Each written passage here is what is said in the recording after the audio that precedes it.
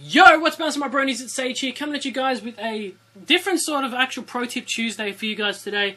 I want to just clear up a few things before I go on. I may say Pro Tip Tuesday. It does not, however, mean I'm professional. It's just it's just a good ring, if you will. It's got a ring to it, sort of thing. And I don't know. This series seems to get a lot of views, and I'll be continuing it on through to Ghost. So today we're actually going to just be looking at classes, score streaks, and how they can, how you have to set them up for you.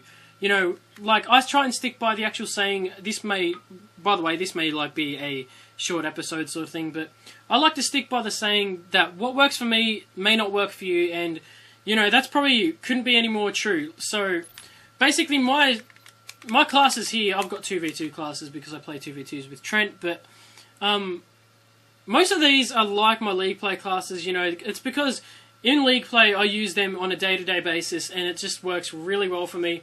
But you got to experiment yourself to actually figure out what's best for you. So, say for example, I use FMJ, and the reason why I use FMJ is because I tend to just spray at walls a lot, and I don't like how many hit markers you actually get while shooting at a wall in this game. It's actually pretty atrocious how much damage it takes off your bullets as soon as you start to shoot through a wall. It's pretty ridiculous. But so basically, I have FMJ on a lot of my assault rifles, and I have an LMG in my hardpoint classes. And the reason why is because if you're a competitive player, what you want to try and do is play the meta game.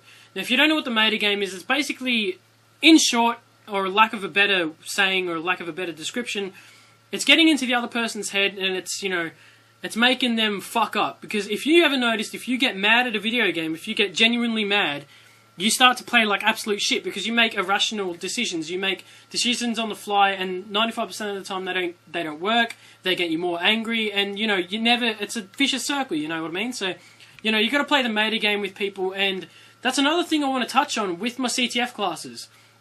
When I use awareness, like, if I end up killing somebody and they watch the kill cam, right? It's the meta game straight up, because they think, oh, this guy's using fucking awareness, I don't have a dead silence class on, this guy's a fucking noob, I fucking hate him, sort of thing. And automatically I'm getting him angry, I'm getting him mad, and it's just plays mind games with him. And, if I can play the mind games with them before they play it with me, then obviously we're going to win games. A true pro player actually keeps their composure throughout everything. It doesn't count as much in public matches, because public matches are a load of bullshit, but in league play and in competitive gaming, you've got to keep your composure, and you've got to stay chilled and calm and collected. So, if you have any way that you can get inside someone's head and really piss them off, then, go for it. Whether that's using, like, a shotgun in Search and Destroy, which I'll actually be setting up a shotgun class for Search and Destroy, because, it pisses people off. Nobody likes getting killed by a shotgun. Or you could even set up a shotgun class in hardpoint even, if you really wanted to. So it's completely up to you. Like I said, what works for me may not work for you, so you got to experiment. As you guys know, I'm an anchor / like slayer person. In league play games, I don't necessarily anchor that much. I just go around slaying everybody, and sometimes I do anchor, sometimes I actually sit on the anchor, but it's still pretty cool. So it still works out for me, and I'm pretty happy with that. So basically, what we're actually going to change is trophy systems. Now, I don't use trophy systems that much. Like, it's actually pretty useless for me to use them.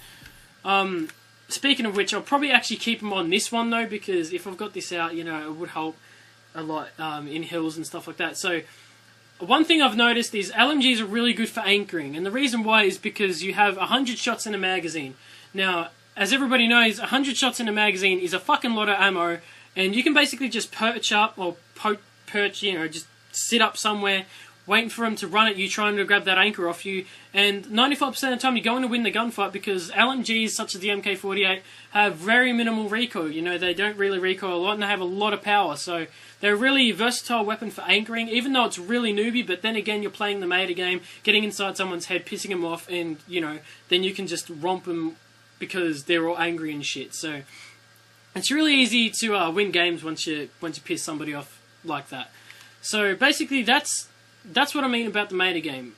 If you play it such as like what I do when I use awareness in CTF, I mean, awareness in S&D, however, is much more accepted. You know, a lot of people use it because it's one kill, you know, and then the person's dead. They have to wait until the next round. But in CTF, it's a respawn game type. So if you're using it to sound whore people out, and if they don't have dead silence, and even if they do have dead silence, you can still hear them running around. Like if they actually sprint, you'll be able to hear their footsteps. But in Search and Destroy, it's much more accepted because, you know, you're only killing the person once, and a lot of people use it in Search anyway. So it's not really frowned upon in the competitive scene to use awareness in Search and Destroy.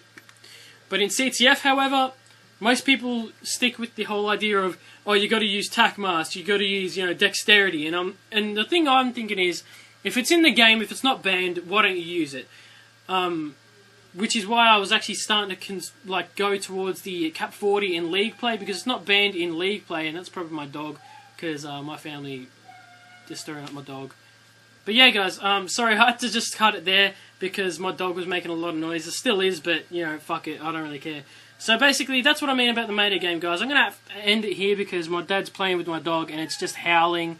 And I'm sorry about that, guys. I'm going to have to cut it short, but, you know, just customize your classes, see what works for you, and whatever works for you, just keep with it, you know, just practice with it and practice with it. And the reason why I use Quick Draw here, guys, instead of, and don't have Dexterity on, because Quick Draw, like in CTF, I'm the type of person who perches up somewhere and waits for the enemies to run to me and try and slay people out. I'm not the one running at the people, and so I don't have to have my gun up straight away, mind you. So Quick Draw handle works really well because you can actually snap on the targets really quick. You don't necessarily have to use Quick Draw handle, but you know it's a pretty good attachment anyway. So anyway, guys, I'm going to end it there. Hopefully this one was helpful for you guys. Like I said, League play, you know, is the best place to practice your gun skill, you know, what you're best at, and hopefully it'll work for you because, like I said, assault rifles really work for me. I really suck at the AN94, but the MAA1 I'm pretty decent at. The SMR I'm actually really decent at because I don't know what it is, but the burst fire weapons, like the single fire and the burst fire weapons, I'm much better at than automatic weapons, unless it's the M27. The M27 actually melts. It's a pretty good weapon, but you know, like I said, you just got to work out what works for you guys. I do, however, support the fact that if you're an AR player and you picking out your S&D classes and stuff like that, you want a rush class for your S&D. I mean, you don't necessarily have to have one. I mean, if your team, like if the team you're playing with, say if you're doing an actual scrim or if you're actually doing a game battles game, if your team has a designated subby rusher or a designated slayer, then you don't need to have this class on. But you know, I usually just have it on there just in case of emergency sort of thing. So anyway, guys, I'm going to end it there. I said that about a minute or 2 minutes ago, but thank you guys for watching. So like if you liked it, like if disliked, subscribe if you liked it. My name's been Sage, and hopefully that helped you guys. I didn't want to do anything too big today. I've actually been going through like maps and stuff and trying to get really good tactics for you guys. So I'm actually going to be working on that in the next few weeks. So hopefully you guys enjoyed it, and I love you all very much, and I'll talk to you guys later. Have a good night, guys, and peace.